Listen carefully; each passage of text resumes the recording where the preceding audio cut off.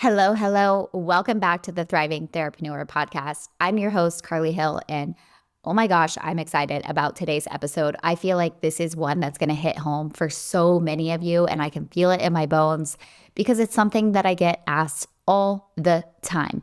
And listen, if you're brand new here, with welcome arms, I open you. This show is for big-hearted, high-achieving, ambitious wellness professionals, therapists, coaches. You want to go all in on life, all in business. And I just couldn't be more honored to be in your earbuds today as we dive into a two-part series. So today is part one, little heads up, a two-part series for someone who's been consistently struggling with getting clients. That's what I'm going to talk about in part one and part two. So part one is going to be the diagnosis, why you're not getting consistent clients, even when you're doing all the things. We're going to get really honest about what's going on under the hood of your business. And then next week is going to be part two. So make sure you are subscribed so you don't miss next week's episode. In part two, I'm going to bring you the prescription. After we diagnose, then I'm going to give you a full cash injection marketing plan with the exact tangible action steps that you can take to start generating leads, actually booking consistent consult calls, and creating momentum now so that you can have now money in your business, not later money, not someday money. No, you need clients and cash flow into your business now, or you wouldn't be listening to this episode, right? So first off, I need you to get really honest with yourself and with me. Are you posting consistently on social media? Yes or no? Consistently. Are you showing up consistently? Or are you at least trying to show up consistently? How about your consult calls? Are those consistent? Are you maybe just getting a consult call here and there, and you're on what I call this revenue roller coaster? If that is the case, I can take a guess that you have probably thought to yourself, oh, maybe I'm not cut out for this. Oh, maybe my niche is just not landing and people don't want this. Maybe it's my offer. Or is something wrong with me? Like, why is this working for everyone else, but it's not working for me? What does everybody know that I don't know? And again, that leads you down this path of, am I really cut out for this?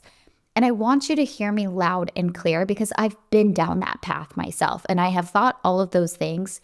It's probably not your effort. You're probably doing the right things, or maybe you're just not doing them consistently, or maybe you're missing a few of the right things that you need to do. But I want you to know that you're not broken. Your business is not broken. What's broken is your system. You need the correct art and science way of marketing to equal conversions. And I'm going to talk a lot about that in part two, like the tactical, tangible things that I want you to be doing. But we're uncovering things slowly. Okay, we're uncovering things today, and then we're going to put things into action in part two. Why your content isn't converting, even if it looks good.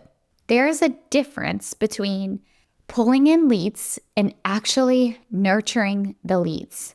Most people miss the nurturing piece. People are skipping the step entirely. They're just so focused on new followers and comments and vanity metrics and this vague messaging that you may or may not have. It's quietly killing your consistency. So here's what I see all the time. And I seriously mean all of the time. Coaches and therapists, they come to me saying, Carly, I'm posting, I'm showing up, but nothing is happening. And then when I look at their content, it looks great. It's valuable. It's educational. They're giving a gold nugget. Yay, it's consistent. However, I can see the problem. What is it? There's no bridge. There's no next step. So let me explain what I mean. You can have the most beautiful, valuable, educational content in the world, but if there's no clear path from that content to an actual conversation that leads to a consult call, you're just broadcasting into the void. Think about it like this. You know how I always say, or if you're new to my world, you will learn this very quickly. I always say that trust builds conversations and conversations equal conversions. That's not just a cute quote. This is the reality. That's literally the formula for getting clients consistently. I'm going to repeat that, okay? Because if you take anything from this episode, take this. Trust builds conversations, and conversations equal conversions. That's the formula. So your content needs to do more than just educate. It needs to move people somewhere. It needs to take somebody from, oh, wow, that's interesting, or, oh, wow, she's speaking to me, to, wait, I need to know more. What is this that she's offering? Let me raise my hand, to, oh, I'm taking the next step and I would love to have a conversation and book a call with her and or her wing woman. That is a journey. That's a client journey. You need to be very intentional about designing this client journey. Posting on social media is the very first baby step to getting a paying client.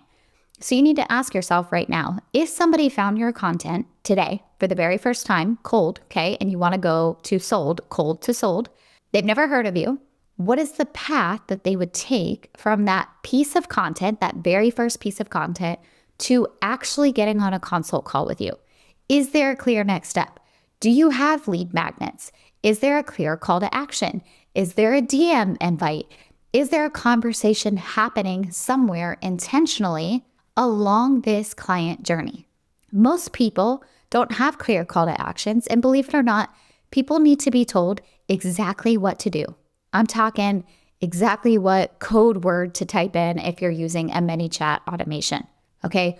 Exactly where to click and what to click and when they need to click it by, because what bonuses are going to expire by X date. They need to be reminded again, over and over and over again. If you are not repeating yourself, you're not saying it enough. So many people are afraid that they're being annoying or they're too much. Listen, if you're not repeating yourself, you are not saying it enough. So if you can't answer that question clearly, like what is the next step? What is the client journey? This is your first gap. You need to lay out the exact client journey. You need to know the touch points that lead your potential client to a conversation, which would then lead to a consult call and hopefully a conversation. And every piece of content that you create, it should have a purpose inside of that client journey. That content that you create for a cold audience, that's going to look completely different from somebody who is in the nurture phase. Okay, that content that you create for somebody in the nurture phase, that's going to be much more in depth. Your call to action is going to be different.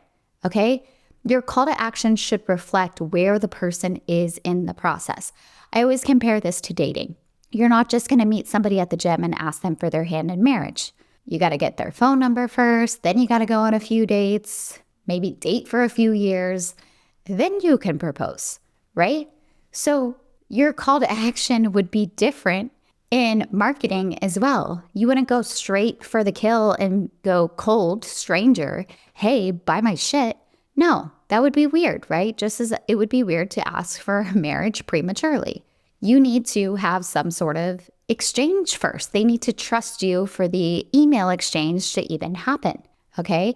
Then once they're on their email list and that exchange happens, you guys need to date for a little while. They need to read quite a few of your things. Maybe they need to watch some of your live trainings that you're doing. Then your call to actions can be different, where you're even going to invite them to get on a Zoom call with you. Just a casual shoot the shit call, a no pressure call, just to see if it even makes sense working together. You see how this client journey is unfolding? So when I work with clients, this is one of the very first things that we map out is the actual client journey. Because without it, you're just posting and praying. You're just posting, praying, crossing your fingers and toes, and it's not a strategy. It's a hope and pray. We don't want that. We want to post with intention and strategy to get a paying client. And this is why a lot of people feel like social media is a chore, because they're doing it without intention and strategy, and they are posting into the void. It's not a chore when it's working, and social media is the best way to make money online, and it's free, and it's so easy if you just have the blueprint to follow. Okay, so let's say you do have some people in your world. Maybe they follow you on Instagram. Maybe they're in your Facebook group. They downloaded your freebie X amount of months ago. They're on your email list. They opted in. Here's the next question. Are you nurturing them? So many people only focus on top of funnel, and then they're not focusing on the nurturing phase. Pulling leads in and nurturing them are two completely different things.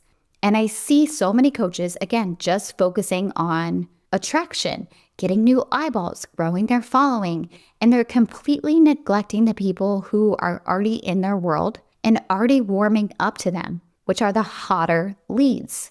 The people who have been lurking on your page for 3 months or watching your stories or reading your post, they're there. They're watching you, and you never know who's watching you. They're just not ready yet. And the reason they're not ready yet is because the trust hasn't been fully built yet, rightfully so. And I want you to sit with this for a second, because this data changes the way that you're going to think about social media marketing or email marketing, marketing in general. On average, I want you to write this down.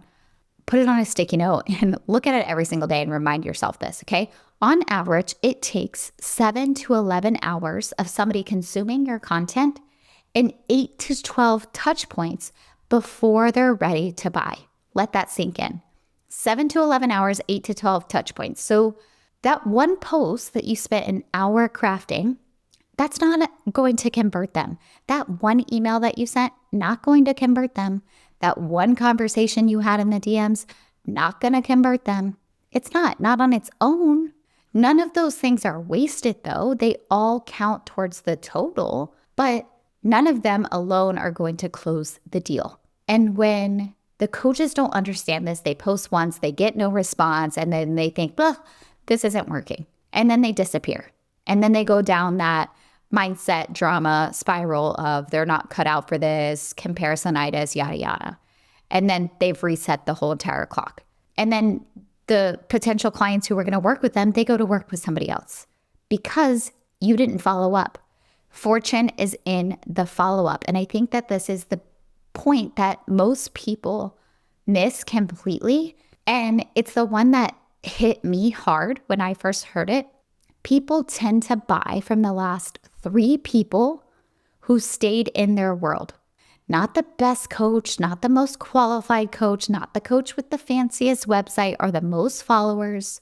No, the most present coach who cared to follow up and have a conversation. The one who kept showing up, who stayed top of mind, the one who was still there on a random Tuesday. When that person finally decided, okay, I'm ready, and shit was hitting the fan in their life. And they're like, I'm doing this. You were top of mind, hopefully, okay? Because you chose to be consistent and follow up. Because your next client, they are very likely already in your world. They're just still warming up. And the only question is whether you're still going to be there when they're ready. When I'm talking to my clients about this, I always make an example out of this.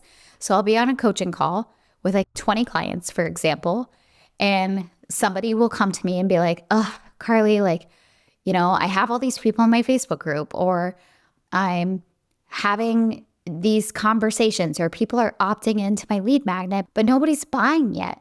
And I say, I need everybody to do me a favor. Raise your hand if you were a silent lurker in my world for 6 months to a year.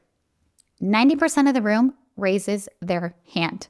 They just weren't ready to buy yet. They didn't trust me enough yet. It took them more than 7 to 11 or 8 to 12 times. It took them more than 20 touch points. This is also where testimonials and case studies become your absolute currency. It's one of the best things, I cannot stress this enough, that you can do in your business.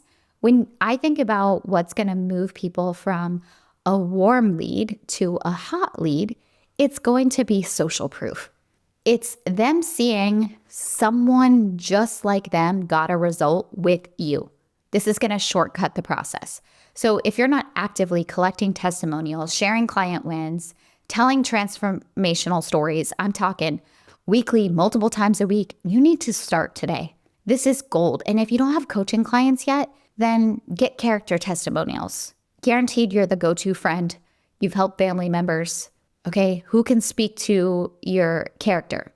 And The best way to get testimonials is to ask. You quite literally have to ask your clients, hey, can you do me a favor? They're going to tell you something amazing that happened. Hey, do you mind if you actually type that up in an email and send it to me? I would love to capture that. And my intention behind this is to show other people who were in the position that you were in just a few short months ago. I want to show them that this is possible for them. We can keep it anonymous, or if you want to share your name, that's cool too.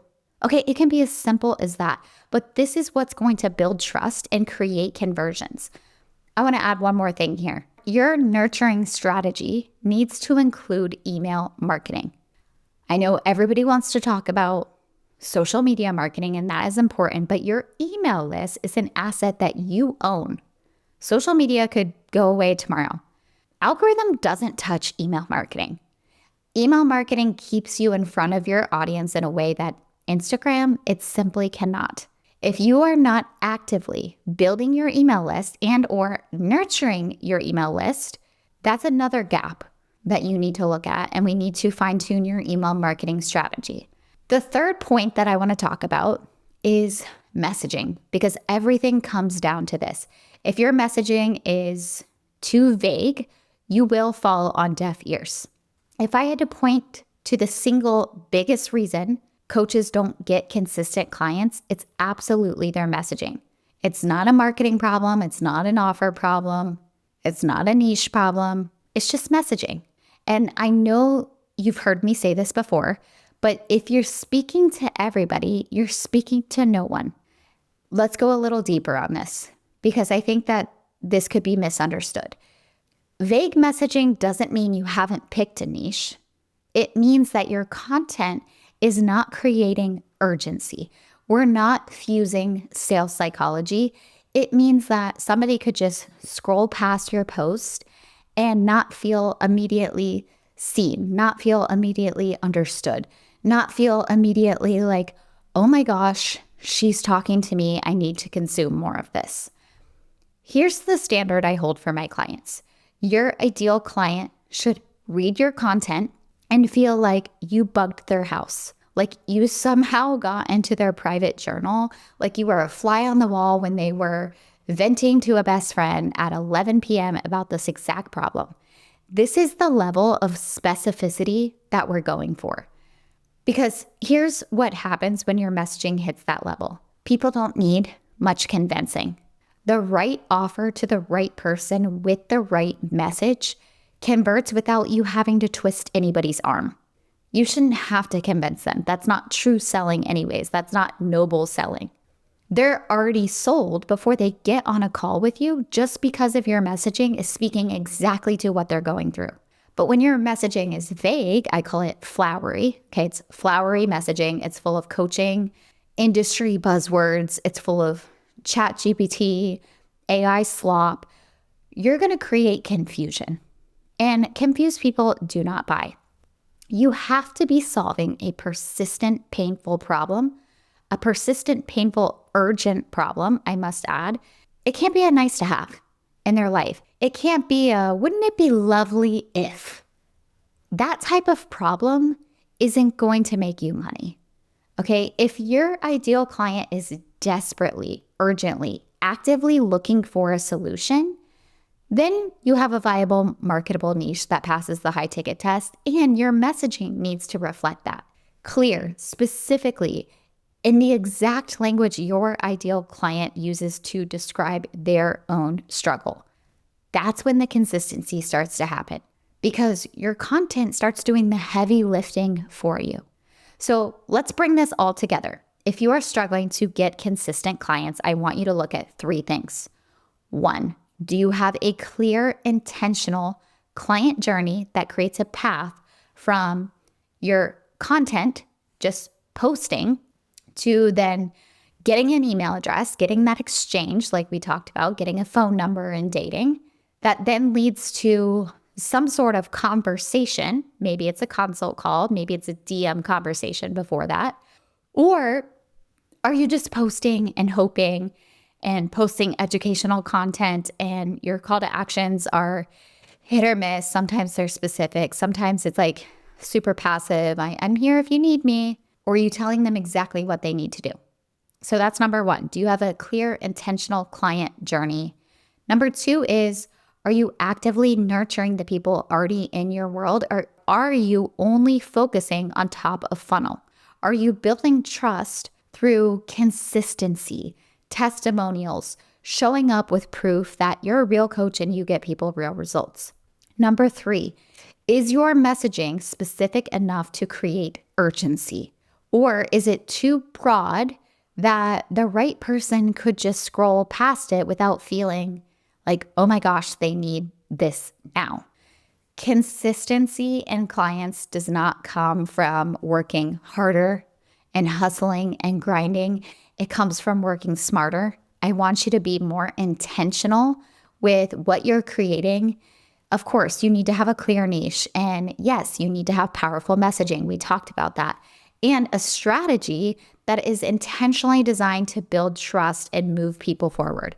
We have to fix the system. That's what's going to get you more clients. All right, so if this episode hit home for you, I have a feeling that it did. I want you to first share this episode with somebody else. And then number two, make sure you are subscribed so that you can tune in for next week, because part two is where we're getting tangible and tactical, and I'm pulling back the curtains and I'm going to give you the full visibility, lead generation, how to go live, how to create lead magnets, this whole cash injection framework. And it is packed. I'm literally going to record this now for you. And then third, if you don't want to wait until next week, if any of this is speaking to you and you're like, Carly, I'm ready to get support now. I am just, beyond over this waiting phase, and I know I'm sitting on a gold mine. Well, this is the exact work that I do day in and day out, 365 days a year. This is what we do inside of my mentorship. We diagnose your business, we fix the gaps, we build the system that gets you consistent clients. So if you're curious, send a DM on Instagram. I'm at Carly Hill Coaching, or check out the show notes for different ways that we can work together. I will see you next week.